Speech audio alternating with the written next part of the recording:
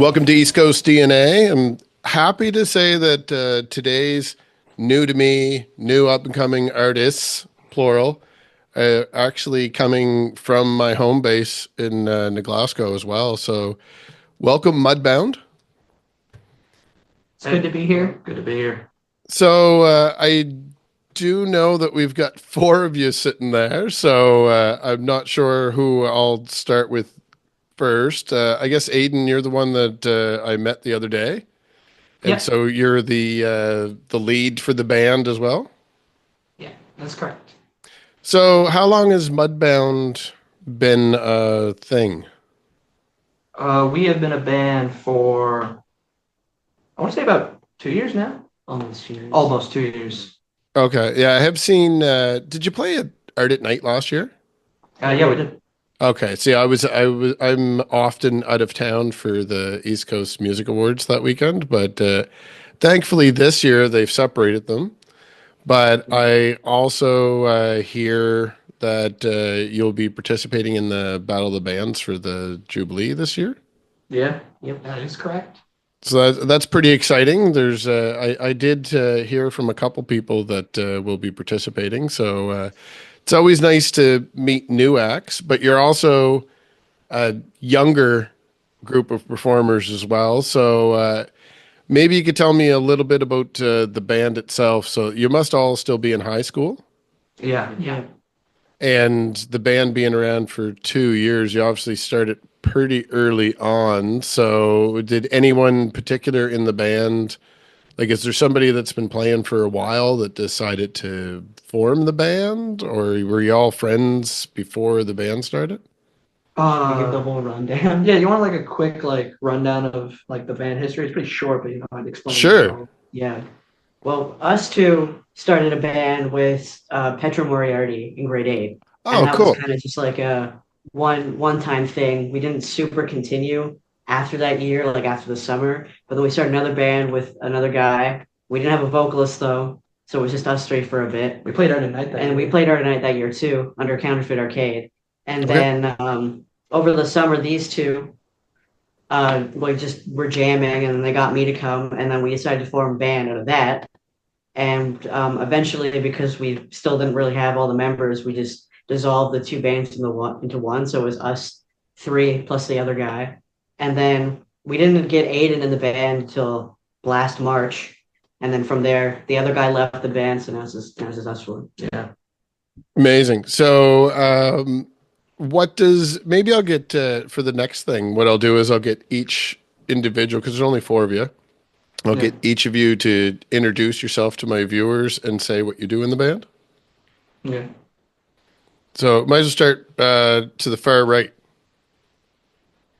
I'm Lucas McKay. I am the drummer of this band. I've been playing for about 5 or 6 years. I started out in the jazz band and concert band back Cool. in NG in the sixth grade. That's how I met him. Bassist in most of my projects. And yeah, I always wanted to be in a band. So I'm glad I've been able to be in a big rock band, and evolve our sound to be something bigger and greater every day. Yeah, absolutely. Yeah. It's a good program you're involved in there too. Back in Yeah. the day, wasn't in that, but I did percussion at the Glasgow High School too. So Yeah. nice to hear that it's still going strong. Yeah. I'm Caleb Brand. I play bass. I've been playing for a few years now, but like technically only four. I started out in grade 5 too in NGA band. I picked up bass in band in grade 8, and I just kind of stuck with that ever since. And I So do stuff outside of school too for band, like Nova Scotia Honor Jazz, stuff like that. okay, cool. Yeah. That was going to be my follow up when I started to cut you off there. So it is jazz band stuff that you'd be playing, because I know that for the school bands that bass is not like an electric bass that you'd be playing in the band is not typically an instrument that you'd pick up at school that way, but the jazz area makes a little bit more sense to me, I guess. Yeah, I do play in concert band too, but So there must Yeah, not be too many people in that. Like I said, like a drum kit's not the same as playing percussion in the band because percussion could just be a triangle. Yeah. You never know. It could be anything. Uh, Yeah. but the bass, I couldn't imagine that there's a lot of people that are filling that role at the school. no, it's just been me Okay, mostly. yeah. Yeah. Well, congratulations. You're filling a necessary gap, apparently. And then Aidan, we've already introduced you, but you might as well give your spiel as well. Well, my name's Aidan Maclean, and I've been playing guitar. I started playing guitar back in, I want to say the very, like February 2023. So like a year It's and 2 like, years now. or 2 years, yeah. Yeah. Hmm. Um, and I sing. I'm the singer of the band, and I've been singing my whole life. I'm not a trained singer. Hmm. I just kind of sing and just hope it sounds good, I guess. Yeah. Yeah. And um, that's about that. For your singing, do you have any like the first two introductions included a little tie back to the school music program? Now, have you had any formalized training? Like, were you in any local choirs or anything like that growing up, or it's just sing along to the guitar as you learnt your guitar? Not really. I've always just had music playing in the car, and I've always just loved singing along. And then as I got older, my voice has evolved. And then, like when I started playing guitar, I practiced more and more and got used to playing guitar and singing at the same time. And then as the years went on, my voice is just, I've never been a part of any choir or anything like that. Okay. I am in jazz band at school, but Hmm. I don't sing. And So, what do you do in the jazz band? I play guitar. Okay. There you go. So the school's churning out some decent musicians, which I'm glad to hear. I always assumed it was, but I don't always get the chance to meet everyone. And last but not least, I guess that would leave you as being Shay. Yeah, I'm Shay Dewar. I play guitar. I've been playing for like around 4 years. I was never like a part of this school band or nothing. I used to jam with Lucas for a little while, and then we got the idea to form Mudbound. Cool. So now that the band's been around for a couple of years and you have had a little bit of exposure, like we mentioned Art at Night, but I also have seen the name. I didn't have faces to put to it, nor was I necessarily aware that Mudbound was a Glasgow band. But I had seen you listed in at least one of the all ages posters for the shows that I think Pat Oh Walsh was yeah, putting together. yeah, yeah. Did that one happen already, or is that a coming up thing? No, that got Yeah. canceled. I believe Okay. he's gonna push that. Yeah, he's hoping to reschedule it for either this month or next month, but the venue he was using flooded and then there was Ah. just no time to reschedule. Yeah. Well, That's we definitely have to find a way to do the makeup for that one. Then I'll have to. I know Pat was on the road, so maybe Yeah. when he's back, I'll have to egg him on a little bit to see what's happening there. Obviously, a flood's not something you can avoid. Yeah. Something that just happened. But I'm curious then, that where have you performed outside of Art at Night, or have you performed out for the public? We've played a coffee house for Northumberland Regional High School.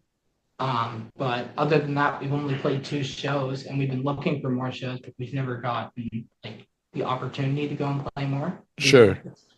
I know that that's one thing our region, I don't like to use the word lacking, but I think I don't really have a better word for it. So our region's kind of lacking in all ages venue.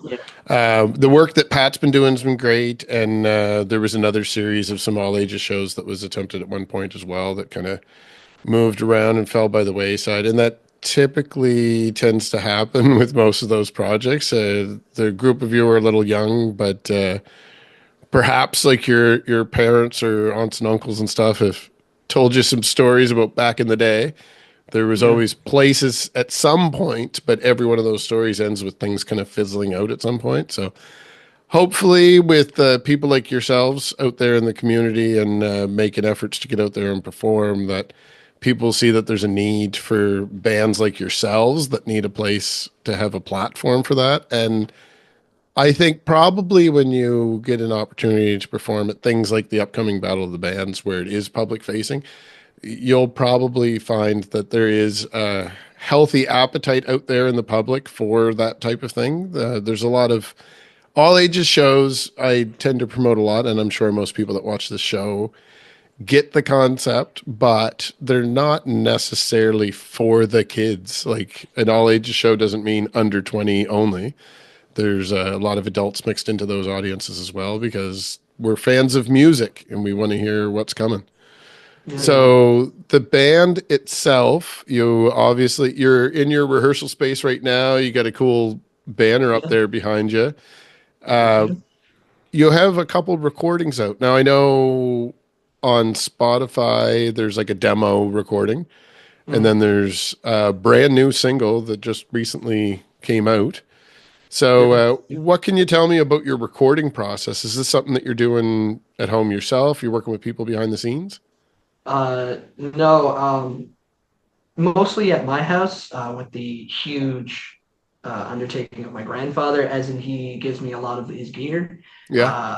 I got a recording slash mixer, a Korg D3200, Cool. 32 track mixer, and we recorded all of the drums here actually on that kit. And I had borrowed some drum mics from North Nova, and we did some here, and then we did the rest at my house on his amp back there. And yeah, I mixed it and I threw it up. Amazing. So now I'm curious, I guess I'm going to dig into you a little bit here. You mentioned that you were using gear of your grandfather, so we don't have to dive too far into that, but does he happen to be a local, like, Pictou County musician? Ron McDonald. Oh, okay. Yeah, formerly of Deja Vu back in the... Yeah. Yeah. Amazing. So I know some of the other people in that family as well. So I would remember probably when I was your age, the band Disorder. So you'll have to dig into that. You're no doubt related. So on your own, you have a little bit of your own equipment and you're digging into it. So do you have an interest in pursuing that yourself and learning more about the technical aspect and recording? I've thought about it. I quite enjoy recording and mixing. I know that he hates recording. I don't know about Ben too, personally with recording, but I like personally mixing. Yeah. But I don't know. Maybe I'd do it as like as an undergrad. I don't know if I'd do it fully as my whole career, but it's definitely something I'm passionate about. Sure, that makes sense. And it's a good skill set to have if you're going to be doing this regardless, even if it's not a full-time thing. I'm sure most of the musicians I've interviewed that are independent probably have that in their bag as well for tips and tricks. So if we keep going back to the left again too, what else are we looking at outside of the typical role that you have in the band? I'm sure, like I said, I saw you have a nice logo for the band. So somebody's doing a little bit of graphic design or outsourcing it. You got the banner up there. Somebody made that. So who's doing all this stuff in the band? It's Aidan as well? It's usually I made the banner. I did not design the logo. The logo was Lucas. Yeah, I mean, Okay. So you're definitely getting a lot of in-house. Shay did something as well? Yeah. Early copies of the word. yeah, like from the designing process, like with the letters, I got like me and Shay to do some sketches. Cool. So I'd like to see that you're able to actually, like, back ages ago before we had all the digital necessity of having 15 minutes of fame and keeping that perpetual, we didn't necessarily have, it would be like people with markers drawing out logos and put them on posters that we photocopy and everything. So Yeah. we wouldn't necessarily have those skill sets within the bands. They would usually be like a friend of the band could do that for them while they were jamming. So it is nice to see that you're building those skill sets within the band, even though you're all very young and kind of starting out in this. But aside from having those, and we'll get back into the recording because I want to talk about the Hypocrite single. But before we get into that, what are you looking at accomplishing for the rest of 2025? Like, does the band as a whole have goals for this year? Yeah, we are currently in recording a EP, originally a 4-song, and we talked to a DIY label of the name Ingender Records in Halifax. We might make it a little bigger, 6, 7 songs. So summer wise, we might do a little more recording, more mixing, and definitely playing a lot more shows. Yes. We've tried playing, like, due to the region, New Glasgow, whatever, it's quite lacking, for, as you said, in all ages. We tried to play in Radstorm in Halifax, Yes. our underground venue, yeah. Drives, figuring out how to actually get a planner. There's a couple of planners around the area. There's a little more to it than that. We've tried to set it up. It's a little difficult. So, yeah, hopefully more shows. Recording and mixing music and growing our fan base a little bit more. So before we get into that single, which is the thing that I really want to talk to you about, preparations for the Battle of the Bands. Obviously, you don't want to give away any secret weapons that you have, but you're here practicing today, and that event is coming up very soon. So is it going to be the 4 of you out there that day? Yep. And what kind of, I don't know the full format of it. I was at last year's, and this year's is a little different. So what kind of set do you have as in time? Like, do you have enough original material to cover like an hour, or are you doing covers mixed in with that, or what? How does Mudbound come across on stage? What can people expect? Well, it's a 30-minute set for all of 4 people playing Okay. that night, and we're playing mostly originals for Battle of the Band. So we have a couple covers thrown in just for time's sake and just for fun. And so I guess now we should probably get to what I keep saying we're going to get to. You just released a brand new single. Yeah. You have it out there on streaming platforms already. Mm-hmm. And as I mentioned, I saw that you had the nice logo and everything going with it too. So you've got a nice full package here already to start off the road to that EP that you referenced. But what can you tell me about Hypocrite and the writing process and meaning behind the song itself? That's for any of you. I know for at least starting out, Aidan can tell you more about the writing process, but it started out, the feedback part, of course, of the song. I don't know if it was either you or Shay. Shay wrote the riff. Yeah, Shay had the riff. And then, yeah, we started on the feedback, and then, as we did with it, we realized, it was more of a punk-esque song, and more tempo-wise, much faster.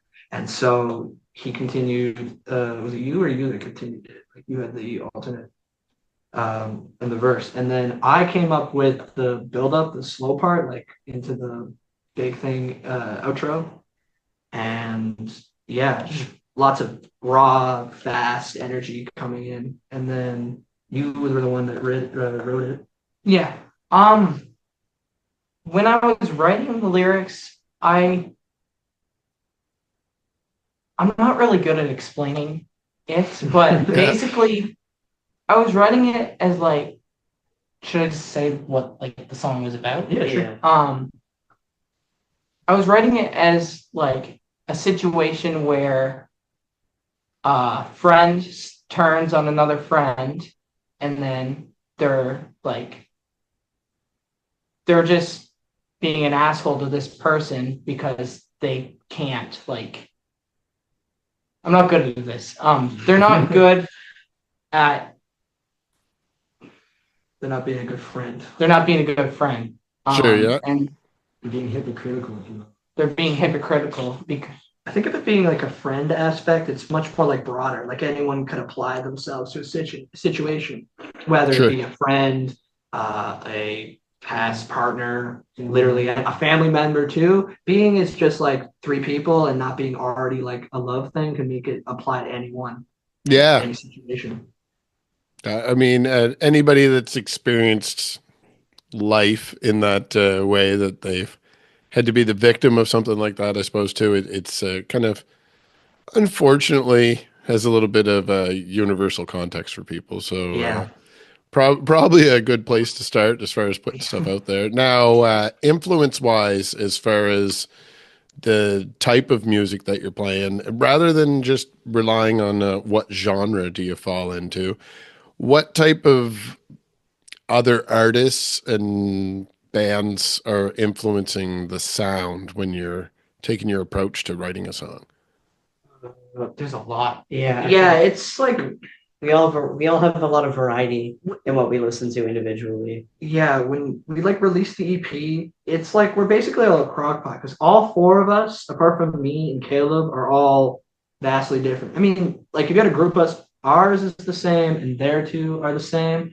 We listen to stuff like Queens of the Stone Age, Caius, stoner rock bands too, and they listen to you can say like Deftones, or like Deftones. Acid Bath. There's a lot Yeah. of like different bands. I take a lot of influence from Pearl Jam and Alice in Chains and bands like that. Yeah, Metalcore too. yeah, I like a lot of post-hardcore, like The Used Mhm. and like My Chemical Romance. There's a lot of that in my style. Yeah. And I take a lot of inspiration for vocals from Rain from Our Lady Peace. yeah. I could see in the little bit that I heard, I could see how those influences could fit in there as well.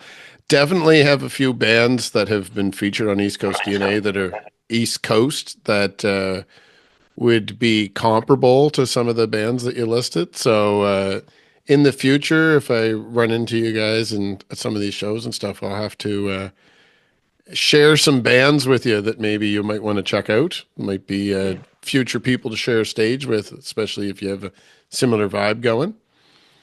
So if anybody wants to follow the band and keep up with what's happening with Mudbound, obviously where you're trying to get to some all ages shows and you have the Battle of the Bands coming up, the new single out and an EP on the way, you're going to want people to be following you in your journey. So where should I send people to follow Mudbound?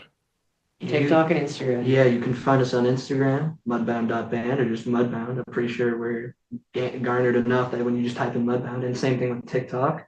Perfect. And we may branch out of there, but for right now, it's just Instagram and TikTok. A lot of popular bands around, even some local bands are mainly on Instagram. That's where you promote. Yes, Yeah. I find almost 100% of the time artists that are on the show, it's Instagram, if Yeah. they have a social media presence at all. And also, this episode itself, aside from being on YouTube, which I promote all the time, starting this year, I started putting the episodes up on TikTok as well. So I'll be sure to tag you on this episode so you can reshare it. But I'm sure some people watching this now are actually on TikTok, so they can go out and find you to follow along, subscribe to your channel there as well. Mhm. And I had mentioned that you're on the streaming services with your single as well. But as we typically play off with a song, and that's the new single, I think for today we'll play off with Hypocrite to give people a little taste of what Mudbound has to offer. And if anybody is interested in hearing more, I suggest that you are either somebody in Glasgow and you stick around, or you're somebody that's going to travel to Glasgow, because I'd love to see the town fill up for Art at Night and for the Jubilee Battle of the Bands. Especially, there's two Battle of the Bands. So the all ages one I am fond of because it's a lot of brand new people. I probably will be surprised when I see the full lineups for both of them, that the adult one probably has some people that maybe I didn't realize were right in my backyard as well. But I definitely am excited that they have the all ages one, because it adds that extra little flavor to the Jubilee, which is typically a 19 and up event now. So best of luck to you I think I probably know a couple other people that you're competing with. So best of luck to everyone. But hopefully I get to see you perform soon, one way or another, whether I'm at that show or another upcoming. Hopefully Pat gets a new option going for you guys there as well. But in the future, please keep in contact with East Coast DNA. So I'm aware of what's happening in your camp as well. And possibly I might be able to help you find some of those all ages connections along the way too. So let's see what we could do there. I'd be happy to help you along the way. Thanks. Thank you. Sounds good. All right. Thanks everybody for joining us. And if you stick around for a couple more minutes, you get to listen to Hypocrite. Thanks. Thank you. Thank you.